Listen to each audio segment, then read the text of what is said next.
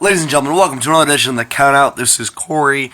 I know we're supposed to do the little sit-down thing once a week, but the thing is, there's other big stuff that happens in the news of wrestling, and I kind of like talking about it, and also Cody is busy doing drugs tomorrow. So I watched Tough Enough season finale, and I wanted to give my quick little thoughts on it. First up, I really didn't watch the Tough Enough show. I know what you're thinking. Who did? But I've seen the first two episodes. I watched the first 2-3 episodes, and I really didn't like the show. I thought it was just awful. The voting was really bad because it was real quick. They didn't wait till next week.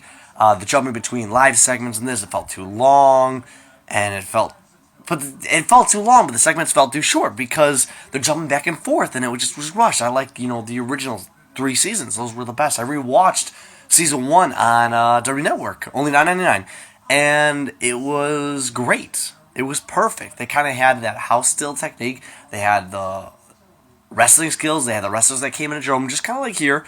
I think that was perfect. But so overall, I think the Tough Enough was good. The rebranding, the reboot of Tough Enough was, I think, poor. And I think because the ratings, they're probably not going to do a second season of Tough Enough.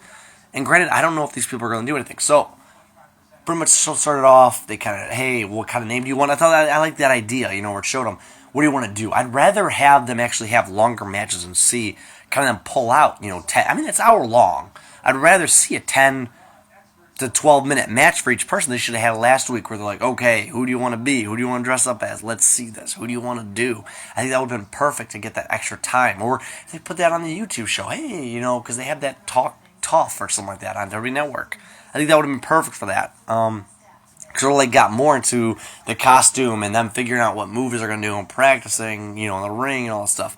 But so the first matches was Sarah Lee and Amanda. And I think Amanda was a lot better in every aspect. I mean, her promo was a lot better. Her entrance, I think, was good. I don't know. They're judging them off entrances, but I don't think her entrance was anything great. She kind of walked out and looked back at the table where all the judges were sitting, and kind of kept looking back to the ring and back to them like she's like, hey, like, what do you think? But she cut a good promo, though. She cut a little promo like, hey, thank you guys, but now this is me as Mandy something. And I thought it was a good promo. It was entertaining, kept me entertained, and I thought, okay, wow, I can really see her as a character on WWE, especially with this whole Diva Revolution. She had her match, thought she had a great match. I thought she had a really good chemistry with whatever her name was. They had a good bout. And then Sarah Lee came out, and her promo was just kind of, and her matches wasn't that good. She didn't put much offense in, and I understand, it's going to be different and all that stuff, but I don't think the offense she put on or the defense she had on or the bumps she took were that impressive. I wasn't really impressed with her match and impressed with her promo. I liked her attire. I think, it worked for her character and all that stuff. The Tough Enough judges were like, nah, this was bad. It was no good. But whatever. And then obviously we had Josh and ZZ. ZZ, they're like, his promo was good. His promo was really good. The match, he was alright. He seemed like he was trying. He was struggling to do a little more things, jump over Cesaro's head. But I mean, he was trying. I could tell that he put an effort forward to it. And then Josh, he was alright. I mean, I like kind of, that I thought he was going to have this elaborate Game of Thrones type character and all that stuff, and it really didn't feel like that. And his promo, I don't think, really resembled that. But then again, I don't really watch Game of Thrones, so I couldn't really compare the two. But he has a match, and it was just okay. I didn't think it was great. But this is what annoys me, because everyone, I don't know if anybody reads the inside source or whatever, and I know. But, everyone was saying that Vince loved Josh. Josh was the one. He was the one. He's going to be the one. Just like Roman Reigns was the one. But it felt so forced. Every time they picked apart his match, like, oh well, you did this wrong, but you're the future, man. You're definitely going to be somewhere. And it just felt like they were told by Vince, hey, make sure you push Josh as much as possible. You make sure the fans vote for him.